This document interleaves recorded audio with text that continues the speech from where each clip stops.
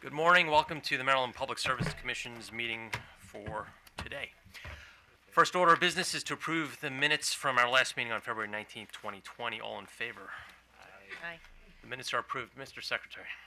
Mr. Chairman, we have 8 items on the consent agenda this morning. Item 1 is James Arbaugh filed an application for certification as a geothermal heating and cooling renewable energy facility. Item 2 is Luthen Associates, Inc. filed a request to terminate its electric and gas broker licenses.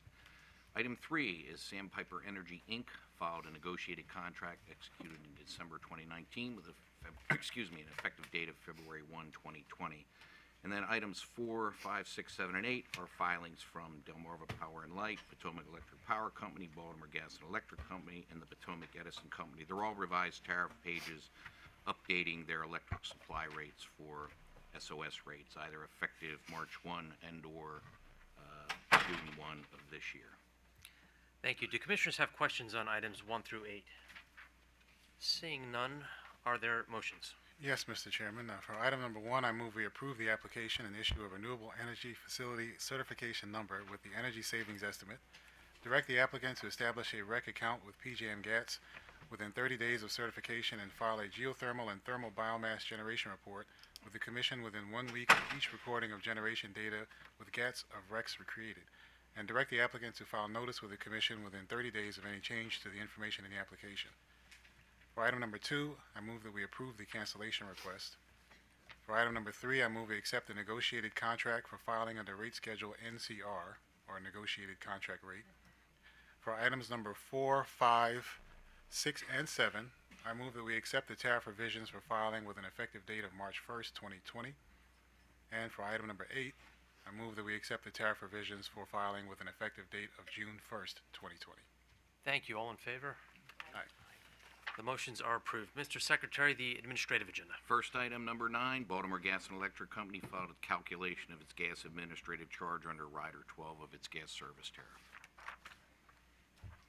Good morning, Mr. Chairman. Good morning, Commissioners. Lucy Shea for staff. Rider 12 of Baltimore Gas and Electric's, or BGE, tariff provides a detailed description of and calculation requirements for the gas administrative charge, or GAC. The GAC recovers the following commodity-related costs by either adding a calculated amount or applying a calculated percentage to the following gas commodity-related costs: credit and collections expense, commodity billing charge, storage inventory carrying costs, commodity cash working capital, uncollectible expense, and the Public Service Commission assessment. In this filing, BGE seeks the Commission's approval to update the GAC charges following the issuance of the final order in the gas base rate proceeding, case number 9610 on December 17, 2019. The GAC is required to reflect the approved test year amounts for the various cost and revenue elements necessary to calculate the GAC components. A recalculated Commission-approved GAC charge is required to be applied to the monthly gas commodity price no later than the first day of the third calendar month after issuance of a final Commission order in the general base rate proceeding. Staff has reviewed BGE's calculation for the GAC and believes it is accurate and consistent with the requirements under the settlement in case number 8950, which requires BGE to file annual GAC updates and also to update after any changes in gas distribution rates. The effect of the revised GAC on an average residential heating sales customer using 55 therms per month will be an increase of 1 cent per month, which is an increase from the current 91 cents to 92 cents monthly. Customers do not see the gas administrative charge as a separate line item on their bills, as the charge is included in the monthly billed gas commodity price, which is Rider 2. Staff recommends that the Commission accept the new gas administrative charge for filing effective March 1st, 2020. Thank you, Ms. Shea. A very thorough analysis. Counsel for the utility. Good morning, Commissioners. Beverly Socorro for BGE. I have no further comments, but I'm here for questions if you have any. Thank you, Ms. Sikora. Do the commissioners have questions? Seeing none, is there a motion? Mr. Chairman, I move we accept the new gas administrative charge for filing with an effective date of March 1st, 2020. All in favor? Aye. The motion is approved. Thank you. Mr. Chairman, we'll call the next 2 items together. Items 10 and 11 are filings from Delmarva Power and Light Company, and the Potomac Electric Power Company. Their tariff revisions to the companies get a green rider rate. Good morning, Mr. Chairman and Commissioners. Drew McAuliffe on behalf of staff. Before I get started, we have one minor correction on PEPCO's filing. I was just informed by PEPCO that, so on page 3 of my write-up on the first paragraph, line 3, I was just informed by PEPCO that they do not have 311 customers with the Green Rider. They have 311 on the RPIB rate schedule, 14 of which are on the Green Rider. Thank you. Yep. So on January 31st, 2020, Potomac Electric Power Company and Delmarva Power and Light Company filed updates to their Green Rider rates. At the June 19th, 2019 administrative meeting, the Commission approved the electric vehicle compliance filings of PEPCO and DPL, which included the Green Rider. The Green Rider is an optional opt-in rate for residential customers and a mandatory rider for customers using the utility's public EV chargers. The rider offers customers the ability to source their energy with 100% renewable energy. The revision to the rate is based on the most recent REC and SREC prices established in January 2020. On February 19th, 2020, the utility submitted a revised Green Rider tariff reflecting the revised Maryland Renewable Energy Portfolio Standard for 2019. The Green Rider is increasing 103% from 1.17 cents per kilowatt hour to 2.378 cents per kilowatt hour. PEPCO currently has 14 residential customers who have voluntarily adopted the Green Rider. DPL has no residential customers who have adopted the Green Rider rate. Staff proposes that the Commission accept the filing with an effective date of February 29th, 2020. Thank you, Mr. McAuliffe. So 14 customers total amongst the two utilities. Correct. Not off to a great start, but kudos to those customers who have enrolled and become participants in that program. Do commissioners have questions? Commissioner O'Donnell. Just quick question. What drives the 100% increase? Is it the SREC price? Yeah, I would allow the company to answer that, but yes, the REC prices have increased. I think that is correct, Commissioner. What is the bill impact of a 103% increase? Do we know? So for the public charging stations, in my write-up on page 3 for PEPCO, so in their semi-annual filing, PEPCO noted that the average kilowatt-hour usage at their public charging stations is 6.52 kilowatt-hours. So that would be an 8-cent increase per charging session. Now for residential, I was unable to calculate a rate for that as of now, but I can get that to you if you'd like. Maybe we'll get more data as we get more participants in the program. So, okay, thank you. Appreciate it. Commissioner Richard.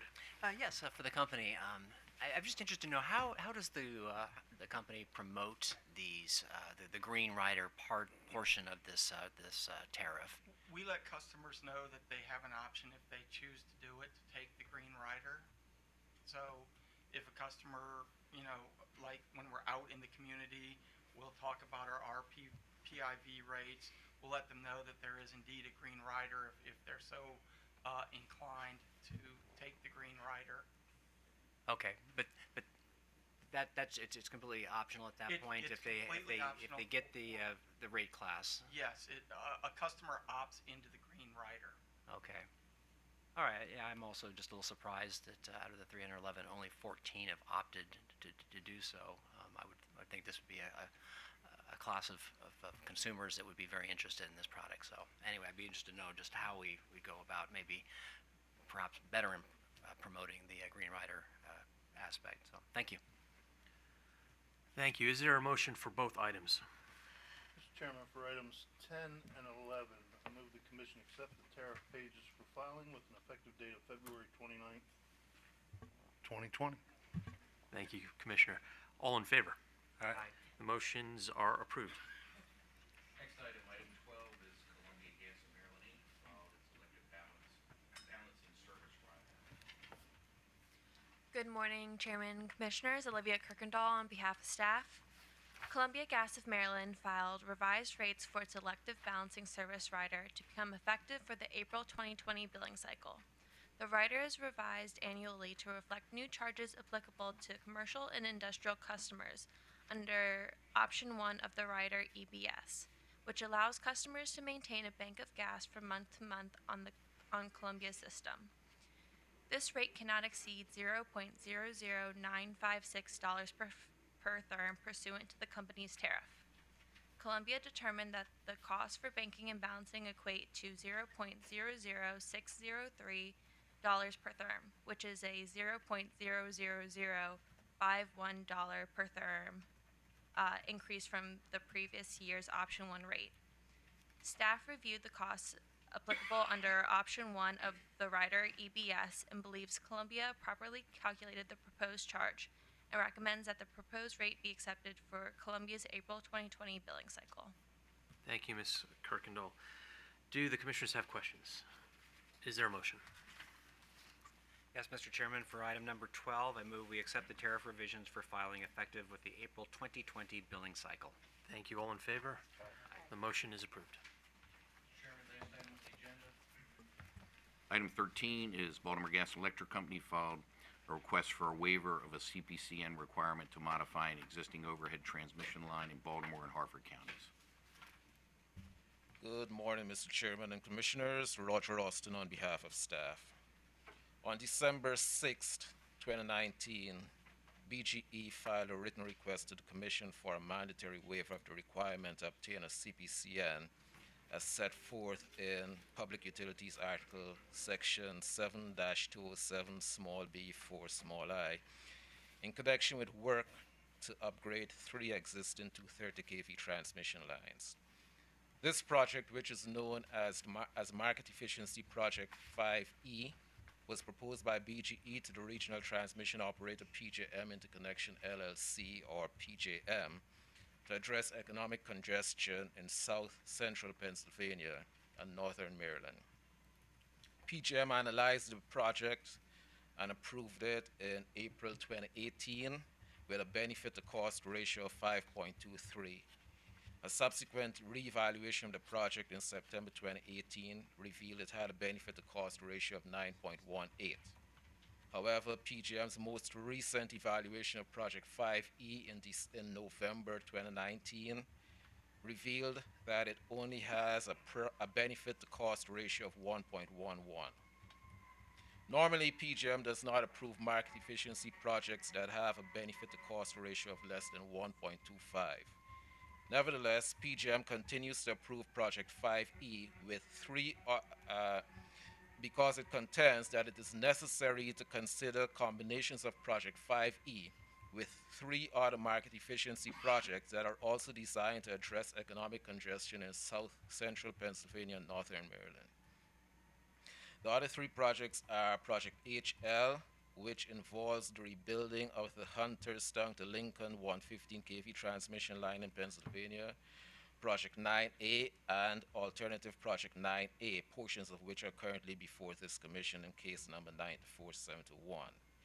PJM in its supporting analysis explained that when Project HL, which is designed to relieve power flow constraints in south central Pennsylvania, is completed, power flows from Pennsylvania into Maryland will increase, and the power flow constraints that Project 5E was designed to relieve will show up again. It is for this reason that PJM believes it would not be accurate to look at Project 5E's benefit to cost performance in isolation, but rather to, in combination with the 3 aforementioned projects. In combination with those other projects, Project 5E exceeds PJM's 1.25 benefit to cost threshold of approval. Based on staff's review of the work to be performed as described in BGE's filing, staff believes that because none of the proposed work requires new rights-of-way or larger or taller towers to support larger conductors, Project 5E meets all the requirements of Public Utilities Article Section 7-207 small b 4 small I, and the Commission must grant the company's request for a mandatory waiver to modify the 3 to 30 kV transmission lines within the scope of Project 5E. Thank you, Mr. Austin. Counsel for the People's Council, if you wish to make any comments, we have your position in writing.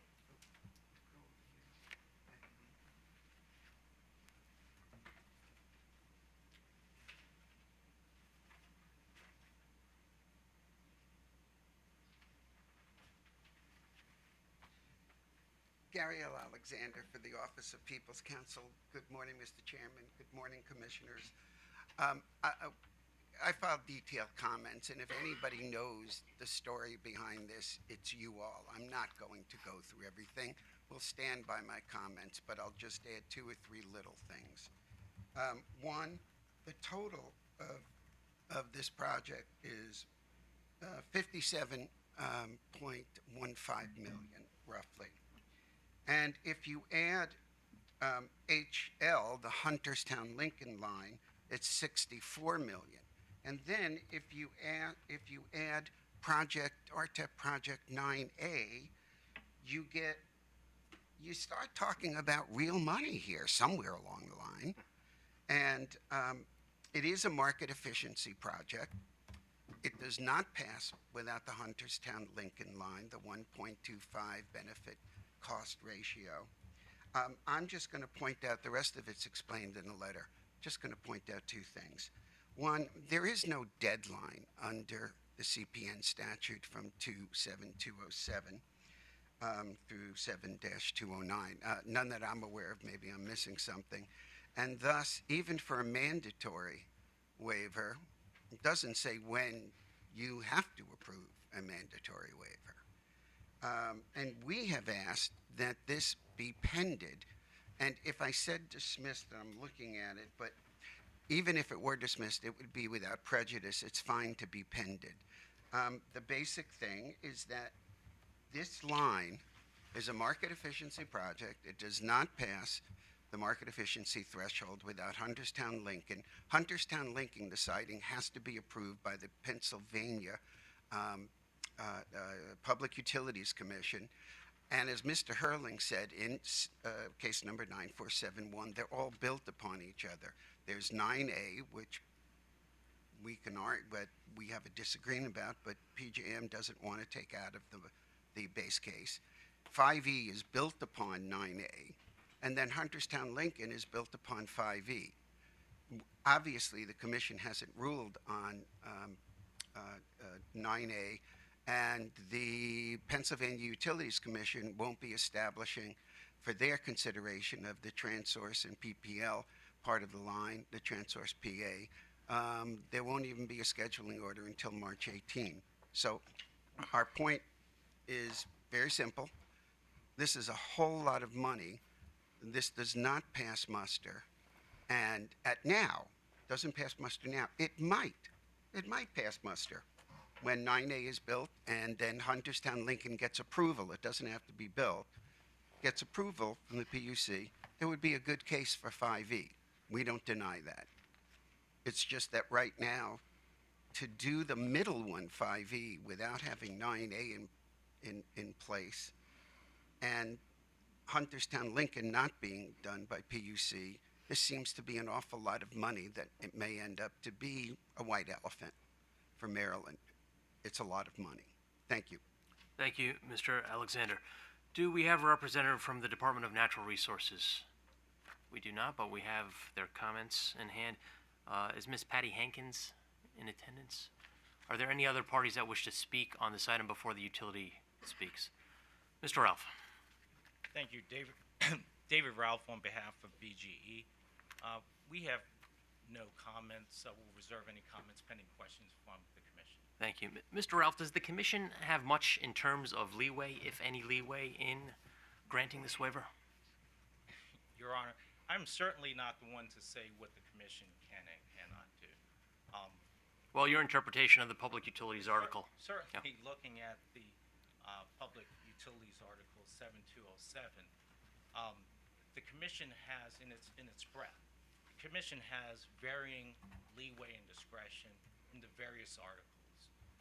For example, the articles that OPC cited in their filings, their comments, those have to do with applications for a CPCN, where, of course, the commission has the discretions that are outlined in the statute. When you look at 7207B4, it seems like it's pretty straightforward in terms of what the discretion is, and that discretion is to determine whether or not this project fits the requirements of that section, which I think even OPC agrees it does. I believe I heard from Mr. Austin that the commission must grant this waiver. Is that correct? Was that your testimony, Mr. Austin? That is staff's interpretation of the statute. Thank you. While I am sympathetic to the concerns of Office of People's Counsel, and recognize we have another pending proceeding underway, my review of this provision of the PUA does not provide any latitude for the commission to do anything but grant the waiver. If you'd like to rebut, Mr. Alexander, you may. You may take the podium.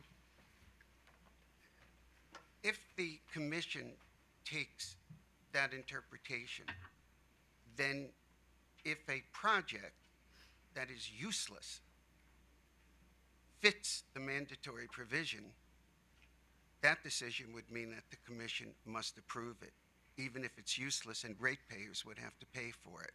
There would be no discretion as long as it fit. We put in our comments letter that we think there has to be some guideline, even for a mandatory waiver, that has to make this a useful project for the for ratepayers to have to pay for this, and it could be under the commission's general authority over pretty much anything, or it could be under some parts. There's nothing in the statute that separates the provision that it has to be economic, but particularly that it has to be needed or useful. It won't be needed and useful now, and I think that makes a whole, because all of that money will be put into rate base for a project that, in this case, that won't benefit Maryland in any economic way, but it also opens it up to just useless project that a utility can fit in with the statute, and then just say it's a mandatory waiver, and that's it. And the commission, according to this interpretation, has no discretion but to approve it. Thank you. Mr. Alexander, I recognize the general authority. This is a rather explicit provision, but at the same time, can't these concerns regarding, let's say it's a project that is not useful, be addressed at the point of cost recovery instead of now? When you say the point of cost recovery, so it's built already, and prudence, I assume you mean prudence. Prudence review, yeah. Prudence challenges, Your Honor, and I think the commission is well aware of this, are very difficult because of the burdens. Very, very difficult. But true, but if in your example, it's a totally useless project, I think it would not be a high bar when we would review let's it. just say it's not economically beneficial in any way to Maryland ratepayers. I would still urge that the commission has some say, and all we're asking, Your Honor, is not to deny this project. That's not what we're asking.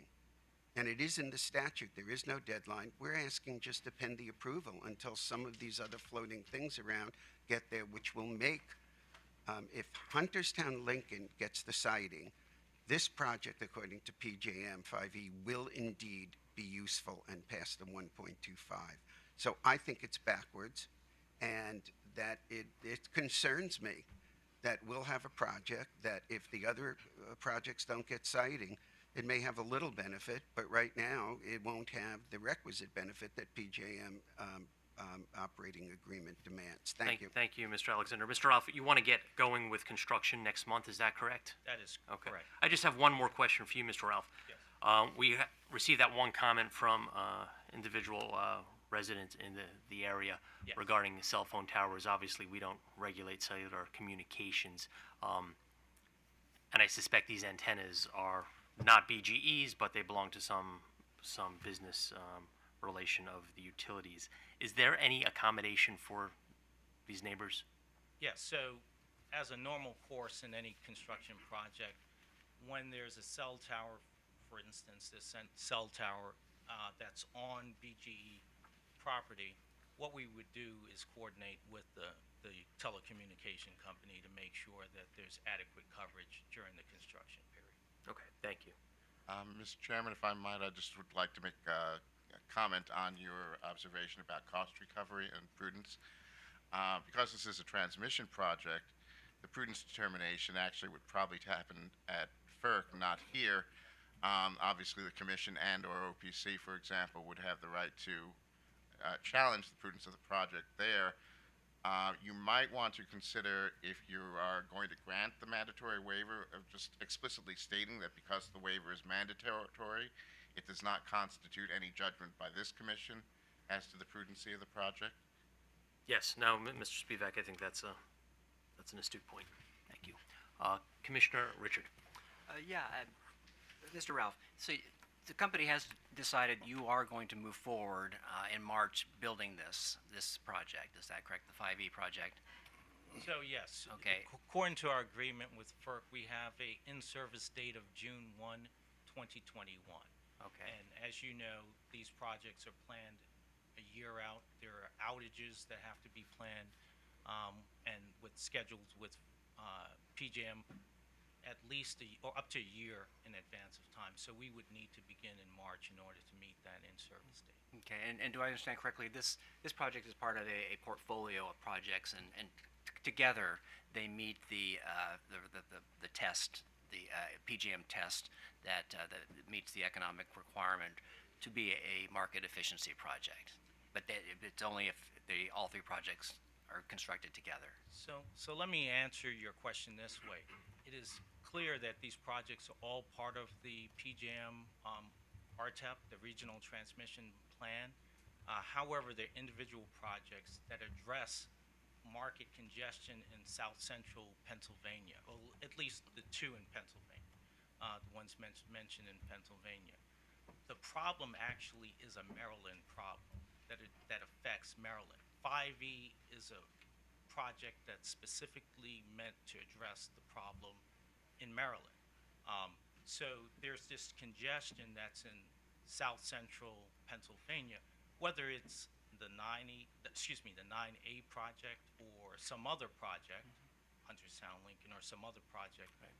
That congestion, once it gets addressed by some project, will push that congestion down to Maryland and exacerbate the problem in Maryland.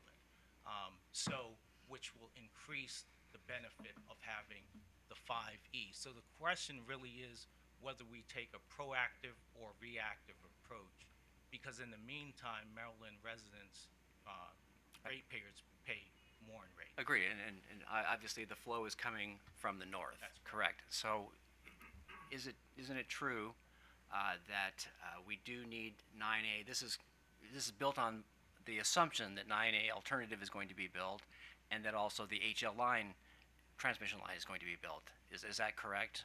Well, yeah. So without those two projects, does this standalone project here in Maryland, does that just become, sort of like a line to nowhere or from nowhere?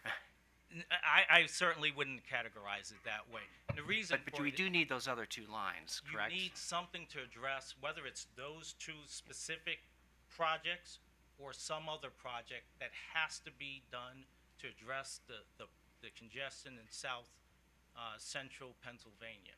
Yes, that will increase the problem in Maryland. There is a problem now. Ratepayers are continuing to pay higher rates currently. So the question is, do we wait for those other jurisdictions to decide what to do in south central PA, or do we proactively prepare for what is a problem that will become more a problem, whether it's 9A that addresses that problem and pushes it down to Pennsylvania, or some other problem or some other project that PJM comes up with. Okay, and that's what it's getting to here is the sequence. Yes. Maybe it's proactive, or are we just jumping the gun here, assuming these other projects are going to be built, and that this is then the right project, the 5E, that fits in with this portfolio. But if Pennsylvania were not to act on those two projects, then, are we certain that this is the prudent, useful project, this 5E project that we're talking about, that should be built? And it goes to the recovery. Is BGE prepared to go to FERC and say, yes, this was still a prudent project to build, even though we got ahead of what the decisions that were that needed to be made in Pennsylvania? And I think the answer to that is yes, and it's because of what I said. It's certain that the problem in south central Pennsylvania is going to have to be addressed, whether that is by 9A or some other project. So because that problem is going to be addressed, because it has to be addressed, it's going to affect Marylanders more than it affects them now. Okay. And so we're preparing in advance, and we think that's the prudent thing to do, is to be. Okay, I'll just ask one more. Is it necessary for us to deal with this today? I mean, is it possible that it would be maybe more prudent for us to wait to see what Pennsylvania does? And I mean, I know your company wants to get started with this in March, but is it possible that if we made a decision too quickly to waive this, that there might be, we might be not looking at better solutions to this problem should Pennsylvania not act on 9A and or the HL line? Two things. Like I said, there are different approaches that the commission can take. One would be a more reactive approach. But I suggest to you that I believe the better approach is the proactive approach, because we know the problem is going to be exacerbated eventually by some project. So the question is, in the meantime, do we continue to have Maryland residents pay higher rates while we wait for other jurisdictions to decide what to do to address a problem that's going to be more of a Maryland-specific problem, when 5E is designed to address the Maryland problem? Okay, and then I think you answered the question, but for the citizen, BG on its own is going to accommodate this cell tower issue, the issue of not having the telephone connectivity. So, Okay. so BGE doesn't do it itself. Okay, because but we're not, but we coordinate with. Okay, it'll be coordinated, that's and right. so, now PPRP had some suggested conditions. I mean, can we condition a waiver, or does BGE see that as an authority of this commission? Again, I can't say what the authority of the commission is, but what I would suggest is that the NETSI project, that's what PPRP was referring to, had some conditions in it that are in conjunction with the line that would be affected by 5E. We continue to comply with those conditions, and we would here. And again, I think it's important to point out what exactly we're doing with 5E. This is reconductoring a line. There are only two structures that are actually going to be replaced with smaller structures. So yeah, we would continue to comply with the conditions that we complied with the NETSI project, to the extent that it's even necessary here. And I think PPRP recognized that. Okay. Okay, no other questions? Thank you. Thank you. Commissioner O'Donnell. Question for staff, a couple questions for OPC, maybe a further clarification from Mr. Ralph. Is staff satisfied that the reconductoring for Project 5E is adequately what the word I'm searching for is, but will this project adequately be in compliance with the conditions that PPRP lays out in their letter, their filing, in this waiver filing? I'll let Mr. Austin respond to that.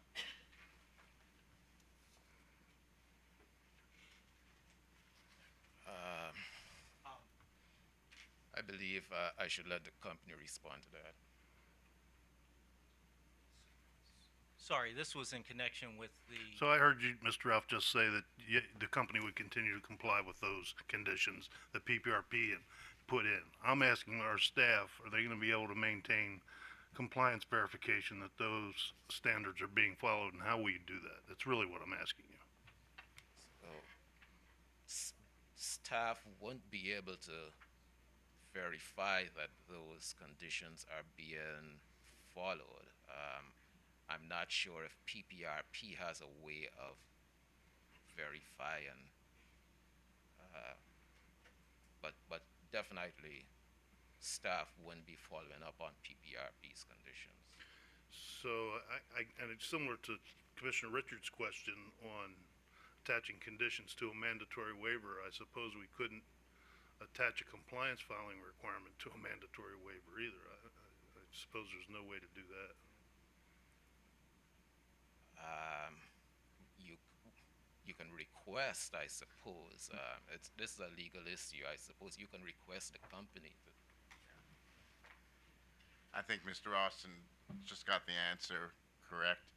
I think given that the waiver is mandatory, it would be hard to condition it on that requirement, but you can make the request of BGE that they do file such a compliance report, and knowing BGE, I'm fairly certain they would. Would the be company willing to agree to that voluntarily? Absolutely, I was gonna suggest the same. Okay, great. That's good to hear.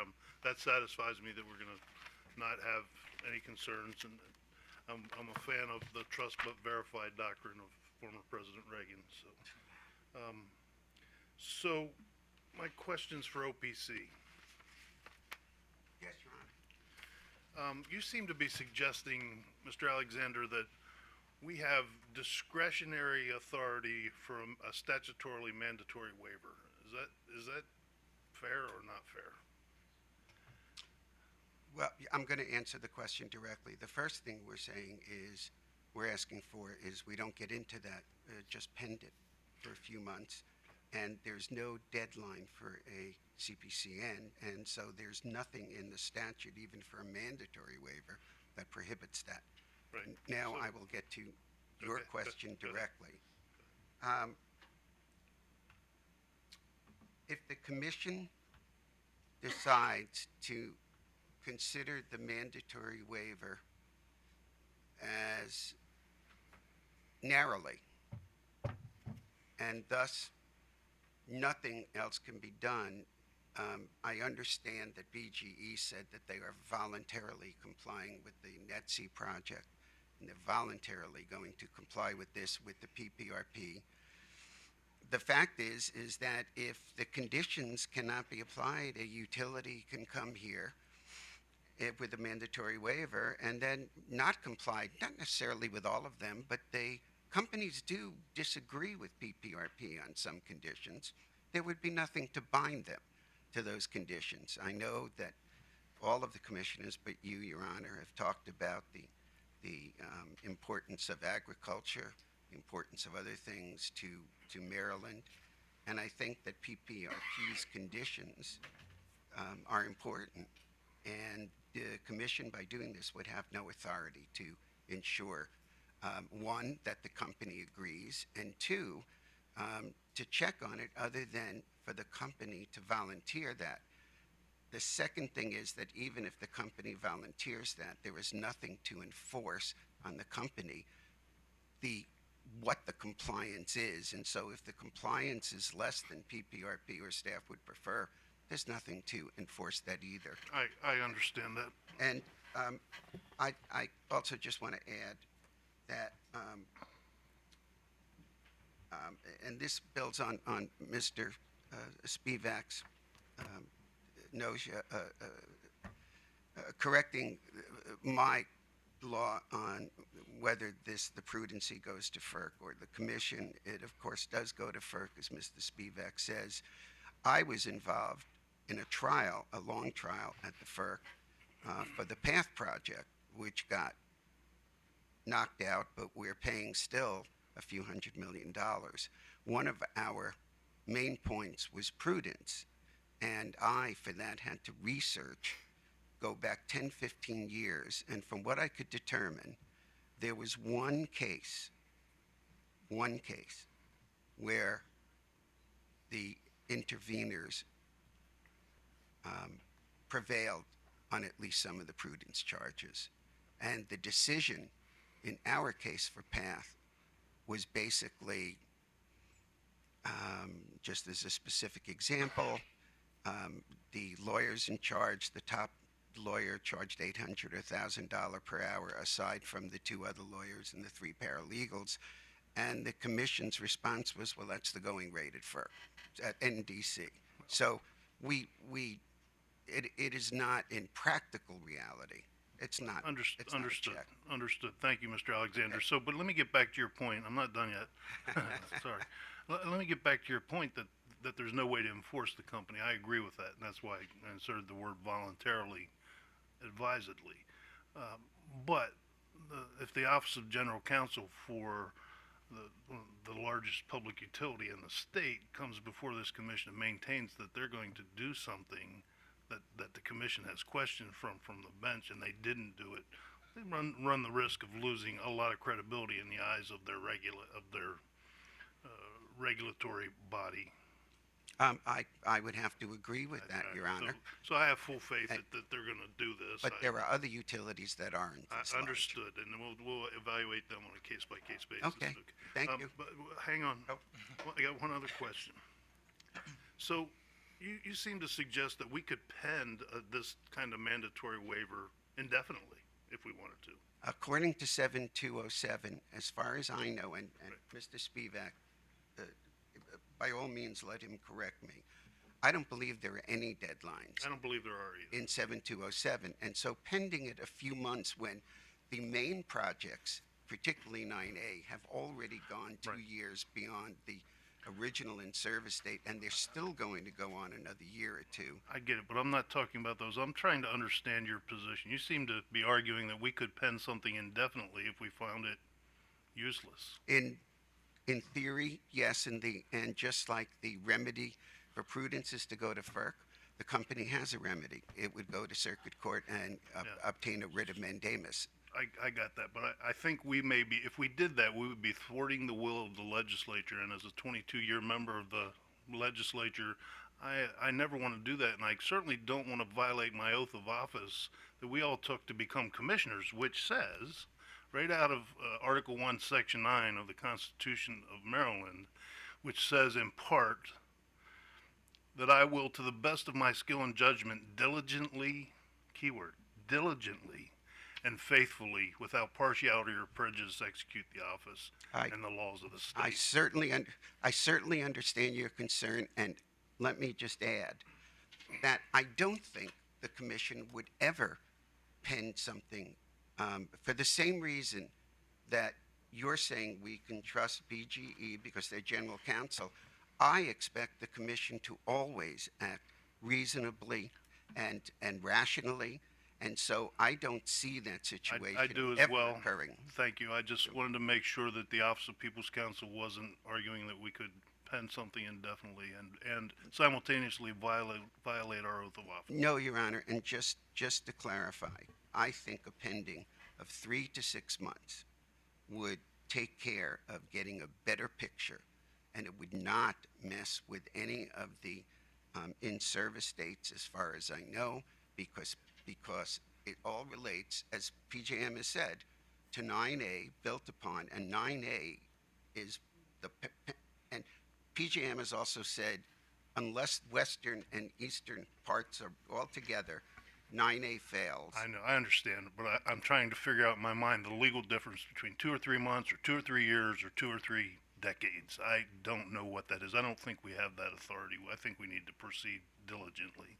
Yes, and I do, and I'm not suggesting years. I'm suggesting that there is no limit because, if I may, Your Honor, if the legislature wanted to make sure that you need to act on 30 days, 60 days, 90 days, the legislature, as you know, is very smart, and they would have put that in the bill, but they didn't. And from a legal construction, it gives you the discretion. It's always implied that you act reasonably. Every commission. Thank you, Mr. Thank you. Alexander. Bye. Commissioner Linton. Thank you, Mr. Chairman, and good morning. I actually had a question for the company. Good morning, Mr. Ralph. That's on page 5 of your comments.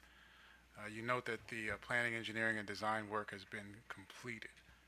Can you tell me what the cost is?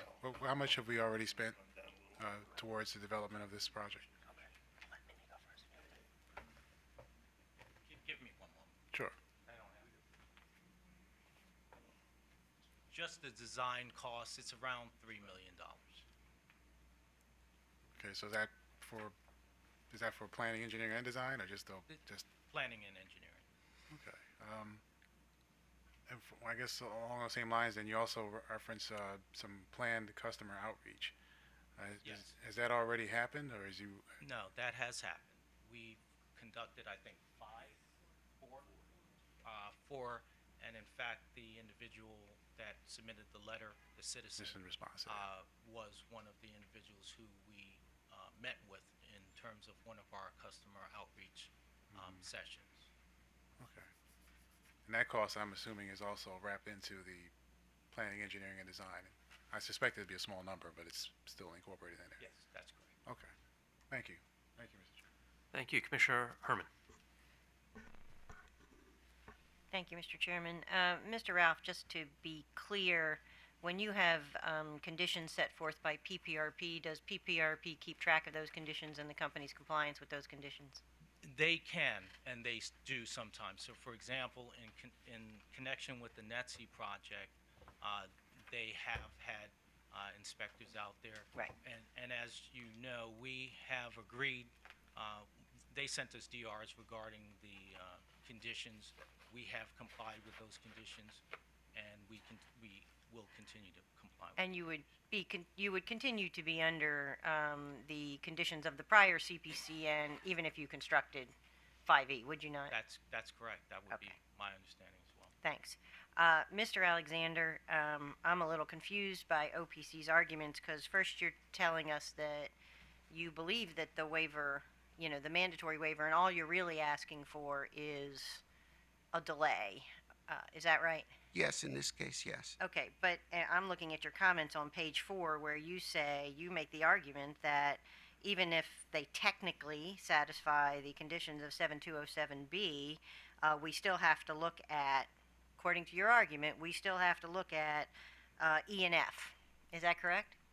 Yes, because of I don't want to repeat, yes, because the usefulness of the project is going to be that a narrow reading would allow even not useless, but a not productive project. So how do we have a non-productive project when we already have existing lines and what we're doing is we're reconductoring and doing that? I mean, how is that become useless? We're not building new lines. We're adding, we're adding new conductors and that sort of thing to existing lines. So that's the only type of transmission that the waiver applies to. Is that not correct? Yes, Your Honor. And my response would be is that this line is not for reliability, which would make it a whole different case because pretty much if it's in the RTEP for reliability, this commission moves very quickly. So you think that this waiver only applies to reliability projects? Is that what you're saying? No. Well, then on what do you base the plain language of the statute does not say if it's for reliability purposes, does it? No, it does not. It does not. Okay. It does not. All right. I think we've gone through this enough. So, okay.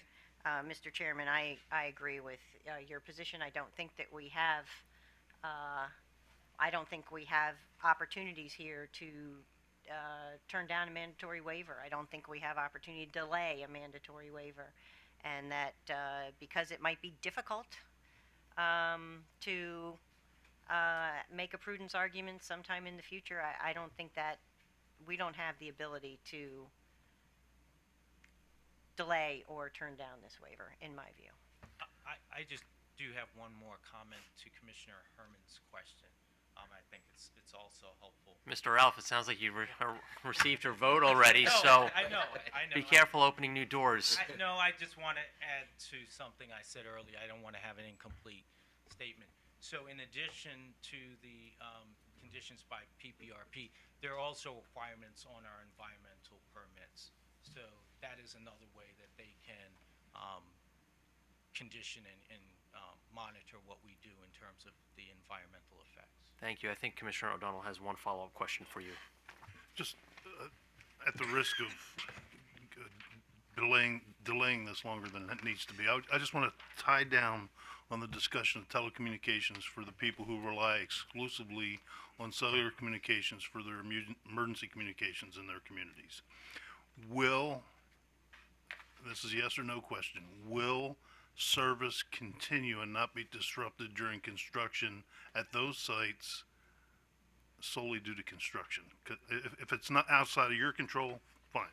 But I want to know that if the company is going to maintain telecommunication services during the entirety of the construction period at those sites. So, Commissioner O'Donnell, I wish I could answer that question with a yes or no answer, but because it's out of our control, meaning that it's a telecommunication company that provides that, I can't tell you for certain what they will do, but what I can tell you for certain is that we do coordinate with them to make sure that there isn't that lapse in service. Don't you have an obligation, since you have a business relationship with them and you have a business relationship with the electric utility customer, both, you have an obligation to make sure that the service is not disrupted. I agree that we have those obligations. I agree that we will do our best to make sure that the telecommunication does, but I can't guarantee. See, here's the problem, Mr. Ralph, and it's why I came back to it and risk delaying this again. I heard a lot of squishy words in there. I can't guarantee, but we'll do our best. Like, we'll work and coordinate. Those are all malleable words that tell me there's not a hard commitment here. And I'm looking for a hard commitment from the company that these people are not going to lose their emergency 911 services due to your construction. So, what I meant to say by that, and only in this regard, because we don't actually physically control the telecommunication service, that's the only reason why you hear any kind of caveats in my response. But what I can guarantee you is that we will encourage them, make sure that they do what they need to do so that those customers don't lose their service. So I know you don't control the service, but your construction could impact the service to the electric utility customers. And I'm trying to get you to tell me that they're not going to have a loss of service due to this construction. Give me 1 second to just get one clarification.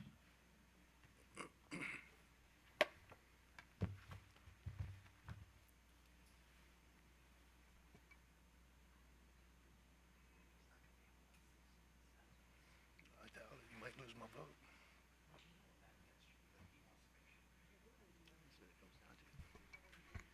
So we have already been in contact with the telecommunication company. We will do everything we can to make sure that doesn't happen.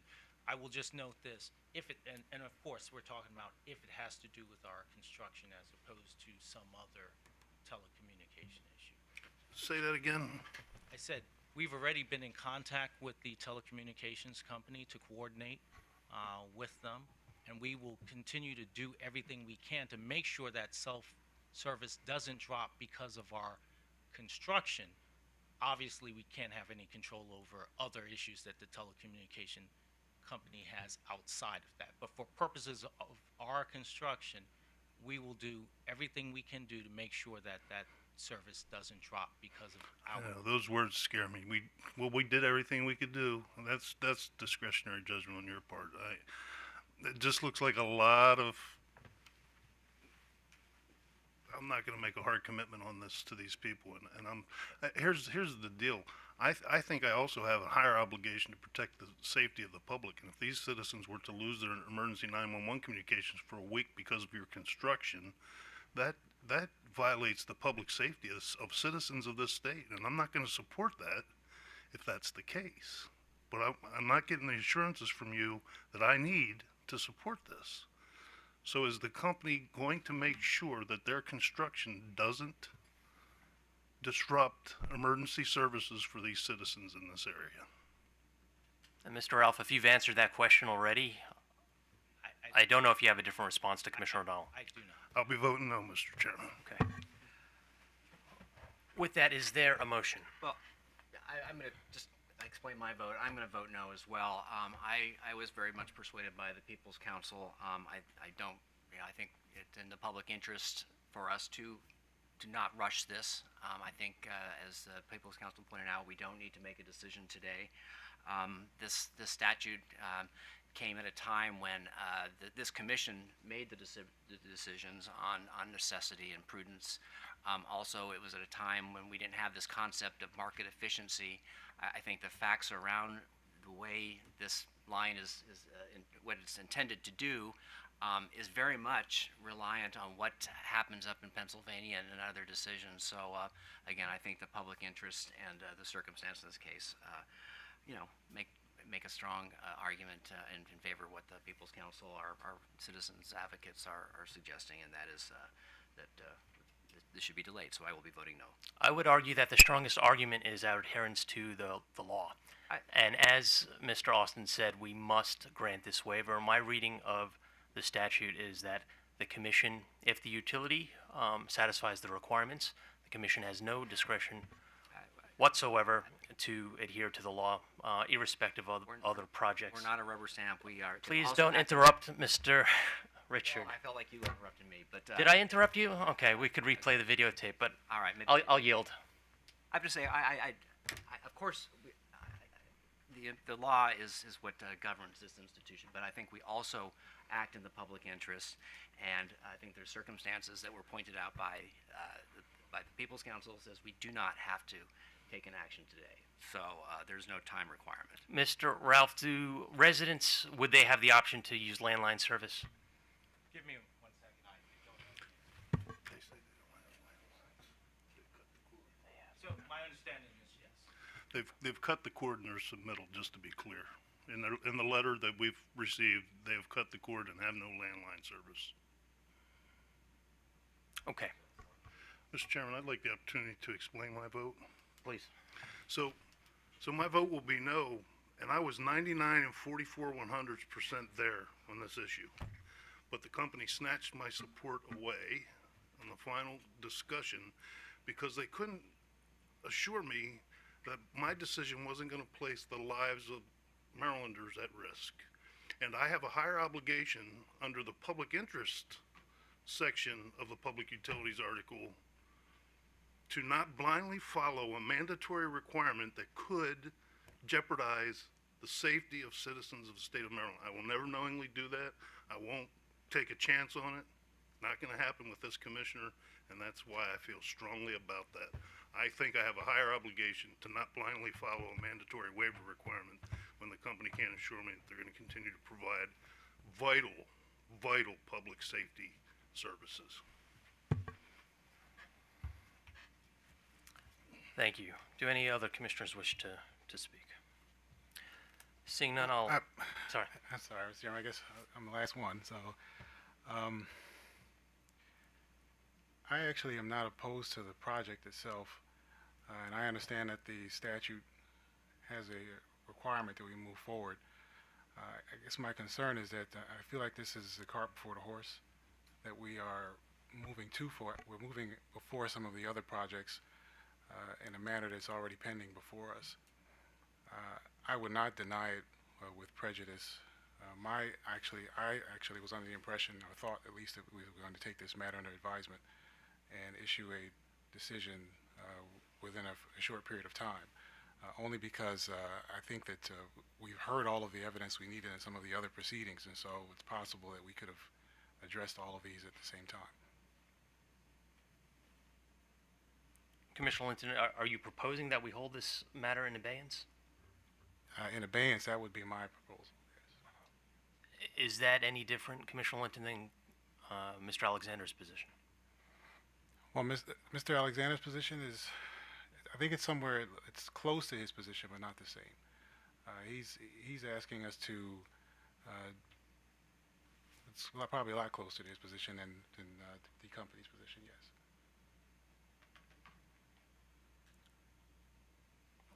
What I propose at this point is to hold this matter, this proposal is for my colleagues, in abeyance, to give BG&E an opportunity and some time to give us assurance that they could address the loss of telephone service with their telecommunications vendor, to address some of Commissioner O'Donnell's primary concern. I appreciate that opportunity, and I will certainly get back to the commission with those assurances. Thank you. This may not address Commissioner Linton's concerns directly, but we will hold this in abeyance to the administrative meeting of March the 11th, 2020. And just for clarification, would you want that in the form of another filing No, well, or a you don't. If you want to file something, you can file something. We need to take a vote on this, or we could just speak to you in 2 weeks from today. So I would move that we hold this matter in abeyance for a period of 2 weeks, returning to the administrative meeting on March 11th, 2020. All in favor? Aye. The motion is approved. Thank you, Commissioners.